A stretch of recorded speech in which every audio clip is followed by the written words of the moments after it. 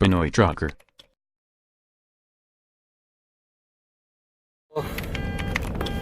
Tutulungan ko si Paring Nat na stuck doon sa loob ng ESO dahil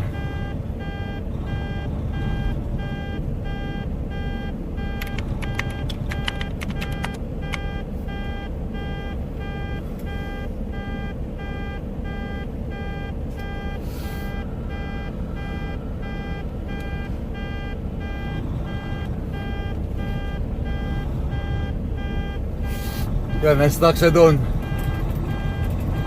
dahil medyo paangat yung area. Ngayon, nag-i-spin lang yung gulong niya. So, andito yung trailer ko. So, try ko siyang i-rescue. Nag-i-spin yung gulong. So, hanggang sa naubusan ng hangin yung transmission niya. Tapos, pagkaubos ng hangin, naka-reverse pa, namatay yung makina, hindi na siya babalik sa neutral, hindi siya may start.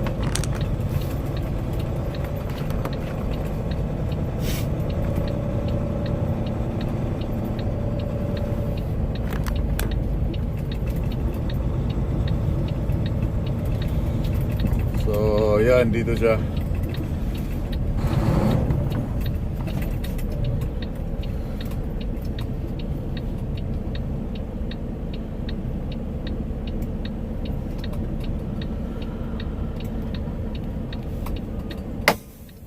So ito nga nangyari sa kanya, naubusan siya ng hangin. So yung transmission niya naka-engage pa sa reverse. So ang gagawin ko, kukunik ako ng gladhan para makakuha ko ng hangin. Para malagyan ko yung transmission niya ng hangin, magkukunik ako dito. Yan, lalagyan ko siya ng hangin dito para magkaroon ng hangin sa transmission. But ang problema, masyadong malaki yung gagamitin kasi gladhan nandito siya.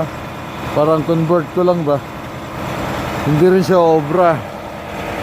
So kailangan malagyan ko siya ng hangin dito sa itong pito na to para magkaroon ng hangin yung transmission niya. Nasaan? Ha? Wala siya doon. Pero ito yung sakyan.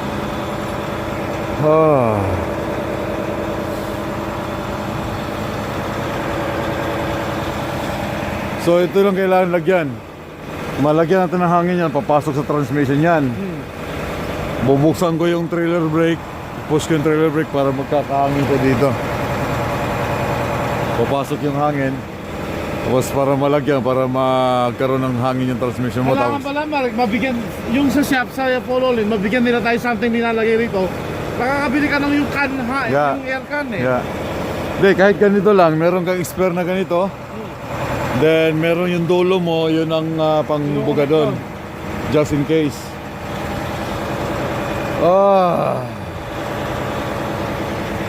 Problema to, busya, paano ako tutulog dito, malamig.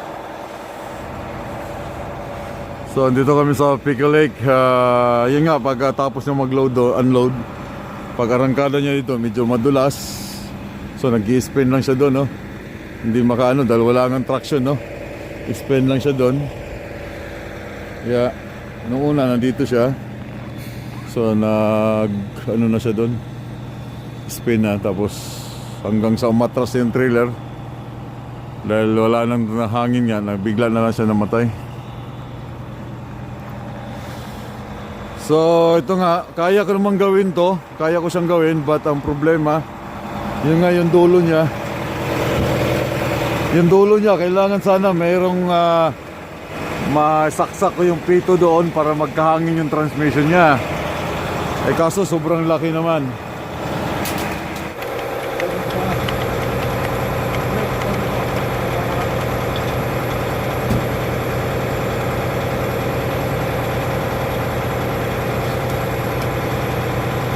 So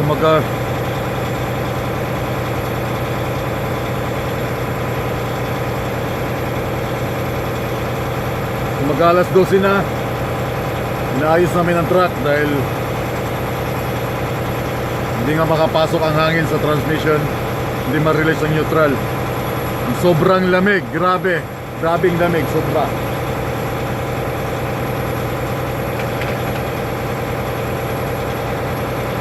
Ikot mo.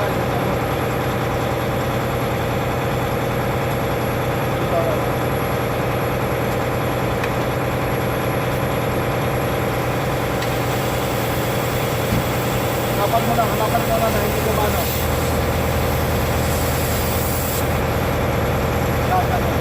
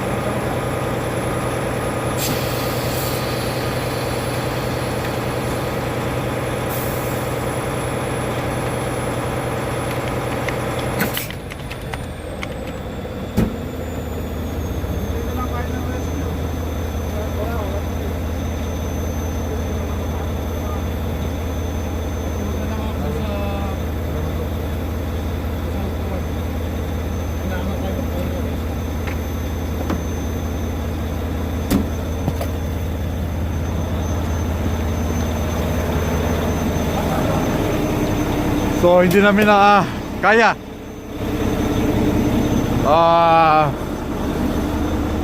Ayaw talaga mag-build up ng hangin. Kailangan talaga ng kailangan talaga ng nakatikit siya ng mga ilang minuto.